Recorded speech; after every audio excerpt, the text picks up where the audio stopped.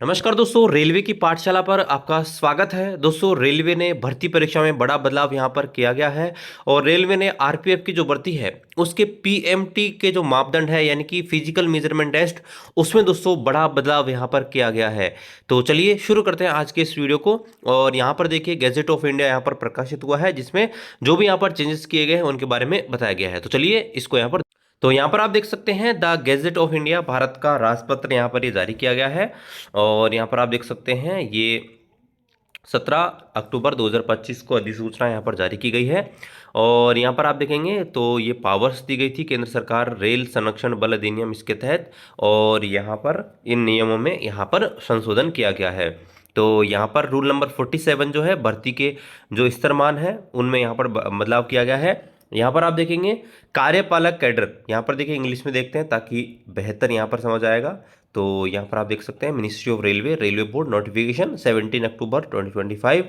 तो यहाँ पर देखिए physical standard of executive cadre जो है उसमें बड़ा बदलाव किया गया है। The minimum physical standard for enlistment of a enrolled member of force in executive cadre shall be as per the physical standard of recruitment of central armed police force. यानी दोस्तों अब यहाँ पर देखिए ये बोला गया है कि जो आरपीएफ में जो भर्ती आएगी उसमें यहाँ पर क्या होगा कि उसका जो फिजिकल स्टैंडर्ड होगा वो CAPF इसके बराबर यहाँ पर माना जाएगा।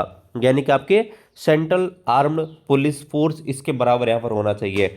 दोस्तों, जैसे कि आपको बताऊंगा थोड़ी देर पहले यहाँ पर माननीय रेल मंत्री जी ने घोषणा करी थी कि जो आरपीएफ की भर्ती है वो एसएससी के माध्यम से यहाँ पर कराई जाएगी। तो हो सकता है कि जो सीएपीएफ की भर्ती आए उसके साथ साथ ही यहाँ पर ये आरपीएफ की जो भर्ती है इसको यहाँ पर करवाया जाए, इसलिए यहाँ पर ये स्टैंडर्ड जो है यहाँ पर सेम रखे जा रहे हैं। तो यहाँ पर आप देख सकते हैं हाइट में यहाँ पर चेंज किया गया है। अब यहाँ पर हाइट आप देखेंगे तो 170 यहाँ पर जो है हाइट यहाँ पर रखी गई है। और चेस्ट जो है यहाँ पर बिना फुलाई अवस्था में 80 और फुली अवस्था में 85 यहाँ पर जो है रखा गया है। और यहाँ पर देखें provide that the minimum physical standard of female and reserve category candidate shall as per the with physical standard of recruitment of CAPF। और यहाँ पर देखिए बताया गया है कि जो फीमेल के लिए यहाँ पर स्टैंडर्ड होंगे या कुछ कैटेगरी जिनको यहाँ पर छूट मिलती है उनके जो स्टैंडर्ड होंगे वो CAPF जो है उसके अकॉर्डिंग यहाँ पर होने वाले हैं। और यहाँ पर आप देखेंगे तो ये यहाँ पर physical standard for other than executive cadre, और एग्जीक्यूटिव कैडर जो है उसके अलावा यहाँ पर अन्य जो वैकेंसी हैं उनके लिए बताया गया है हाइट 165 होनी चाहिए और आपका जो चेस्ट है वो यहाँ पर यही होना चाहिए। आगे बताया गया provided that for person who have not attain the age of 20 year a relaxation of 2.5 centimeter in height and 5 centimeter in chest measurement may be allowed if the division medical officer certified that the person concerned is like to be attain the minimum prescribed standard attaining a maximum age applicable in the case। यहाँ पर देखिए बताया गया है अगर कोई candidate है अगर वो 20 साल की एज से कम है और उसका सिलेक्शन हो जाता है तो उसको 2.5 सेंटीमीटर का रिलैक्सेशन यहाँ पर दिया जा सकता है एंड 5 सेंटीमीटर का हाइट में दिया जा सकता है। 2.5 का तो चेस्ट में और ये 2.5 हाइट में और 5 सेंटीमीटर चेस्ट में यहाँ पर दिया जा सकता है अगर जो डिविजनल मेडिकल ऑफिसर है DMO वो यहाँ पर सर्टिफाई करता है तो ठीक है। तो ये यहाँ पर बदलाव यहाँ पर किया गया है।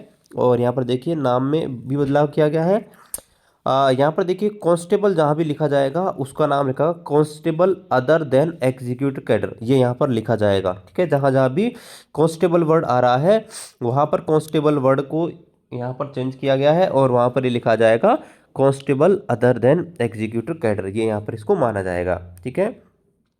इसके अलावा यहाँ पर देखिए candidate for the post of constable executive by direct recruitment, और यहाँ पर जो डायरेक्ट रिक्रूटमेंट आएगा कांस्टेबल उसमें एज आप देखेंगे must be above age 18 year but below the age of 23, यानी कि 18 से 23 साल की उम्र यहाँ पर होनी चाहिए कांस्टेबल आरपीएफ के अंदर। 18 से 23 साल की उम्र जो है यहाँ पर इनकी होनी चाहिए। नोटिफिकेशन यहाँ पर देखिए 18 से 23 होनी चाहिए 23। आगे देखिए must have pass high school, और क्वालिफिकेशन तो आपको पता हाई स्कूल रखी गई है यानी कि 10th पास ही यहाँ पर रखी गई है इन्होंने। हाई स्कूल होनी चाहिए इक्विवेलेंट फ्रॉम रिकॉग्नाइज बोर्ड और यूनिवर्सिटी, और हाई स्कूल आपका होना चाहिए जो भी रिकॉग्नाइज बोर्ड या यूनिवर्सिटी है उससे आपका या इसकी इक्विवेलेंट यहाँ पर होना चाहिए ठीक है।